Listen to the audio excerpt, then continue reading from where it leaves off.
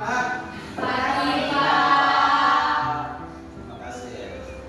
Oke, hari ini kita bertemu kembali. Kita akan membahas materi dengan tema Maria Teladan Hidup Beriman. Sebelum kita mulai, lebih baik mari kita bersama-sama berdoa dan saya minta kepada Ulin untuk pimpin doa dari tempat dulu saja. Mari kita bersatu dalam doa dalam nama Bapa dan Putra dan Roh Kudus. Amin. Ya Bunda Maria, perantara segala rahmat, kami datang kepadamu dengan hati penuh harap. Kami mohon berkat dan perlindungan-Mu, bimbing kami dalam iman dan antarkan doa-doa kami kepada Putra-Mu Yesus Kristus. Amin. Dalam nama Bapa dan Putra dan Roh Kudus. Amin. Baik, terima kasih untuk Ulin. Hari ini kita semua melihat materi yang sudah saya sebutkan dulunya. Nah, sebelum kita masuk dan sebelum kita dalami, coba kita perhatikan dulu beberapa pertanyaan yang ada di depan. Nah, siapakah Maria bagi kalian? Siapa Maria menurut kalian? Maria itu siapa? Maria itu Yesus, bagus. Ada lagi? Selain Yesus, ya kan banyak ini. Selain Yesus, Gio, Ibu Yesus juga, oke. Grace, semua Ibu Yesus.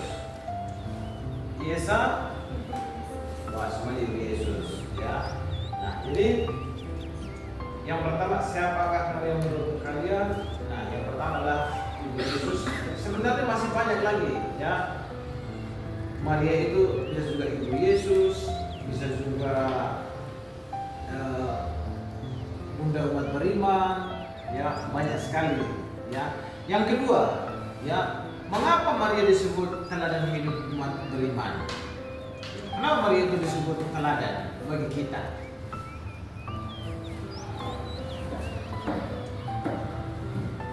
Ya, menurut kalian kenapa Maria disebut teladan?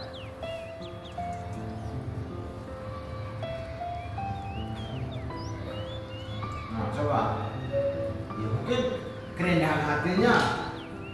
Maria kan dia orang yang rendah hati. Ya banyak sekali. Selain itu apa? Maria itu orang yang rendah hati. Dia itu orang yang taat. Dia itu apa lagi?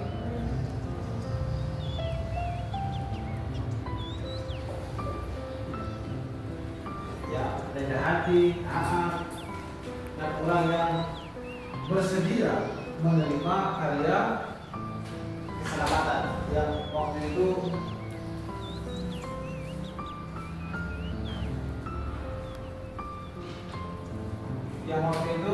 datang malaikat Gabriel kepada Maria untuk memberitakan kalau dia bersedia untuk mengatakan iya.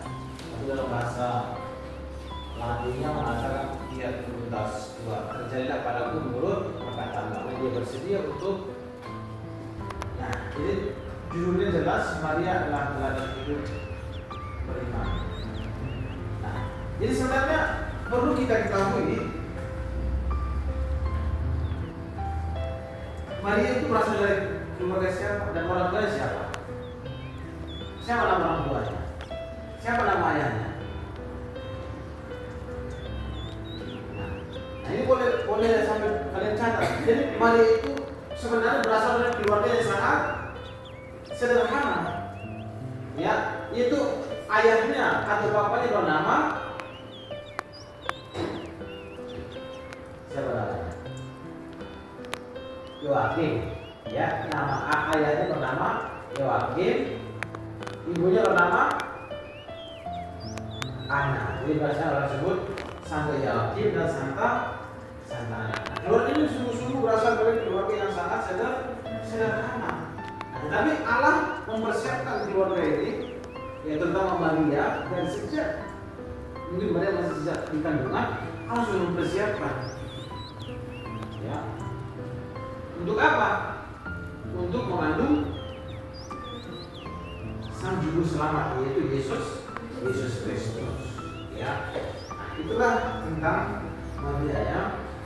Jadi banyak sekali ya, anak dari Ana dan Yoakim ya. Nah, teladan Bunda Maria misalnya seperti tadi kita sudah sebutkan, ketaatan iman yang sempurna. Nah, kenapa dikatakan ketaatan iman yang sempurna? Ya, bisa kita bayangkan ketika malaikat Gabriel datang kepada Maria, pada saat itu dia sedang duduk santai, kita katakanlah seperti itu. Tiba-tiba malaikat mengatakan, "Hai Maria, engkau akan mengandung dari Roh Kudus." Secara manusiawi, Maria pasti terkejut dan tidak mungkin itu terjadi. Karena apa? Karena Maria belum, ya kata Ulin belum punya suami. Belum punya suami karena masih bertunangan dengan Yusuf. Nah, ketika Maria mendengar bahwa dia akan mengandung Roh Kudus, Maria terkejut dan dia mengatakan, tidak mungkin, karena saya belum bersuami. Mana mungkin saya mengandung? Ya karena pada saat itu, kalau tradisi orang Yahudi pada saat itu, ketika hamil di luar nikah, maka seorang yang tidak paham hamil di luar nikah akan dirajam mati, tidak pantas sampai dia mati. Nah, maka itulah nanti konsekuensi Maria mengiyakan untuk mengandung, itu konsekuensinya berat. Ya, namun karena malaikat Gabriel mengatakan bahwa jangan engkau takut, karena anak yang engkau kandung adalah dari Roh Kudus. Nah, itulah yang membuat Maria semakin yakin bahwa ya konsekuensi atau apa yang akan dialami, ya dia tidak tahu karena apa, dia akan dilindungi oleh Tuhan. Nah, yang sangat luar biasa lagi, Yusuf tunangannya juga tidak meninggalkan dia. Yusuf ini juga orang yang baik hati. Kalau misalnya di zaman kita sekarang, kalau ada misalnya pacaran belum menikah tapi calon istrinya misalnya hamil, bisa aja ditinggalkannya. Tapi Yusuf tidak meninggalkan itu. Karena apa? Dia tetap kawan malaikat juga datang kepada Yusuf untuk meyakinkan dia. Nah, itulah yang membuat Yusuf menemani Maria sampai kelahiran. Nah, anak-anak sekalian, bahwa Maria dalam tradisi Gereja Katolik, seorang ibu yang sangat luar biasa. Bahwa karya keselamatan diawali dalam perjanjian baru, diawali dari Maria. Misalnya waktu itu Maria mengatakan, saya tidak mau. Ya artinya apa? Ya berarti ya susah ini. Artinya apa? Karena dari situ kita bisa mengetahui bahwa Maria ini sudah dipersiapkan dari dahulu. Karena apa? Dalam perjanjian lama pun sudah dinubuatkan ya bahwa seorang Mesias akan lahir dari seorang keturunan Daud. Nah, ini sudah diramalkan di dalam perjanjian lama. Nah, itu terjadi dalam diri Maria. Ya, nah, maka dalam tradisi Gereja Katolik, Maria itu menjadi teladan bagi semua umat. Nah, kita bisa melihat perbedaan misalnya antara Gereja Katolik dan Protestan. Nah, Gereja Katolik sangat menghormati Maria karena apa? Karena Maria itu dianggap sebagai ibu dari Yesus yang tadi kalian sebut. Bisa kita bayangkan kalau seorang ibu yang melahirkan seorang anak yang punya pengaruh luar biasa, maka otomatis ya orang pasti menghormati.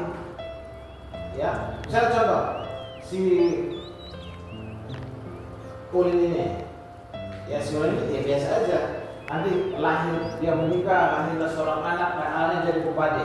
Dihormati nggak si Colin ini? Pasti dihormati. Karena apa? Dari inilah anaknya satu orang jadi bupati yang sangat berpengaruh. Nah, itu sama hal. Maka ya sama hal dalam Gereja Katolik, Maria itu menjadi seorang ibu yang sangat dihormati. Jadi kita tidak, orang Katolik tidak menyembah Maria, tetapi menghormati Maria sebagai ibu Tuhan, untuk Ibu Yesus. Ya, oke. Peran Maria, ya peran Maria dalam berita sudah di hidup dan karya Yesus. Nah, hidup dan karya Yesus.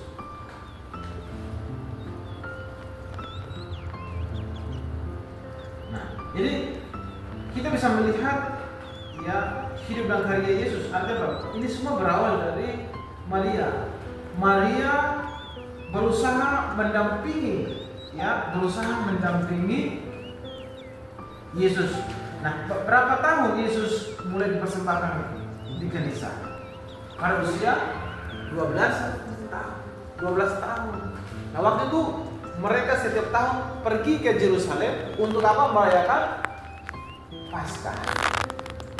Ini ada peranan Maria yang selalu menemani. Salah satu poin yang paling penting adalah ketika mau pulang dari Yerusalem, Yesus tidak ikut pulang sampai dalam satu harian di jalan.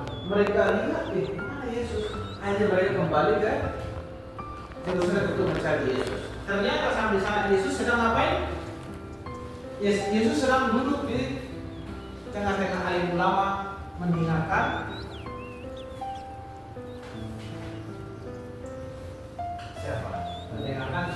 ceramah para alim ulama. Dia duduk di situ sambil belajar.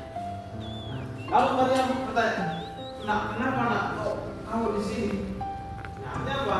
Dari situ mau kita katakan bahwa Maria sampai sini ada yang mau bertanya? Satu pertanyaan boleh, dua boleh.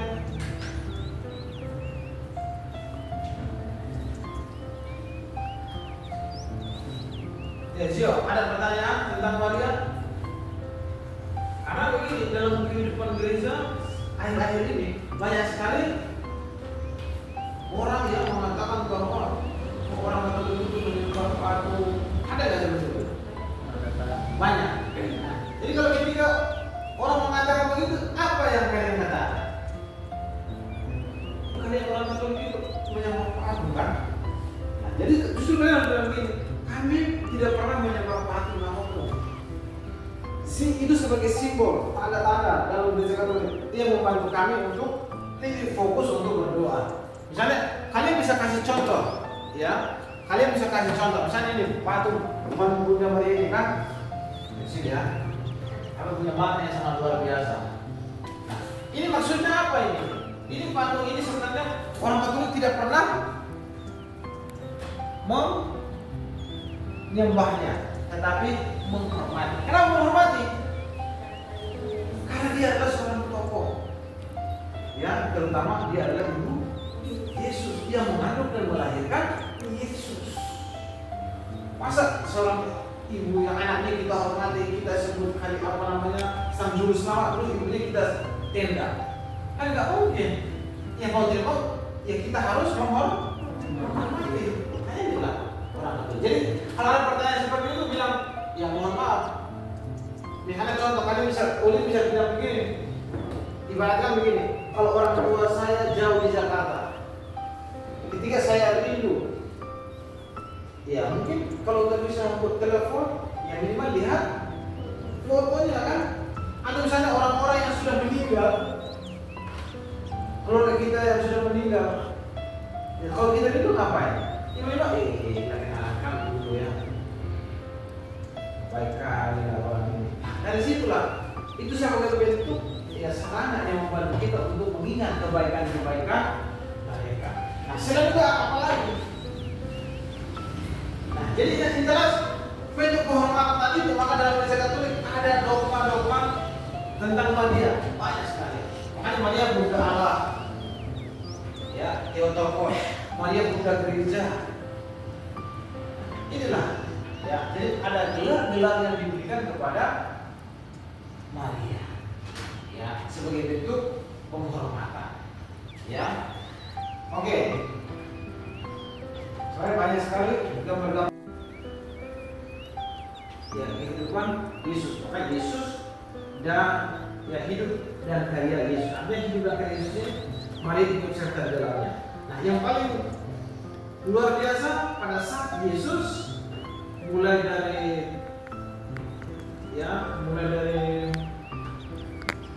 waktu waktu Yesus masih berdua di Taman Getsemani sampai Yesus wafat di salib, Maria temani dalam perjalanan ini. Ya. Dan salah satu hal yang sangat luar biasa juga, kita bisa lihat peran Maria di sini. Waktu Yesus melakukan mujizat pertama di Kana, ya, apa yang terjadi di Kana? Yesus mengubah air menjadi anggur pada saat pesta kehabisan anggur. Ya, nah inilah karya-karya Yesus, ya, karya-karya Yesus. Sebenarnya masih banyak, tapi inilah dulu yang harus kita pahami. Terus peran Maria, ya, peran Maria juga dalam sejarah gereja, sejarah keselamatan juga sangat luar biasa. Ya, artinya, ya, tanpa Maria, ya, kita gimana? Kita orang Katolik ini, sampai di sini saja. Ya, sekali lagi, ya, pesannya bahwa melalui pelajaran hari ini, Maria sebagai teladan. Makna yang kita ambil adalah kita diajak untuk mengikuti teladan Maria, baik dalam keadaan hatinya, keterbukaannya, ya, ketaatannya. Maka kita juga diajak untuk menjadi Maria di masa sekarang, ya, Maria di masa sekarang. Oke, hal ini saja yang bisa saya sampaikan. Sebelum kita pulang, marilah kita berdoa. Dan ini dipimpin oleh Grace. Mari kita berdoa. Bunda Maria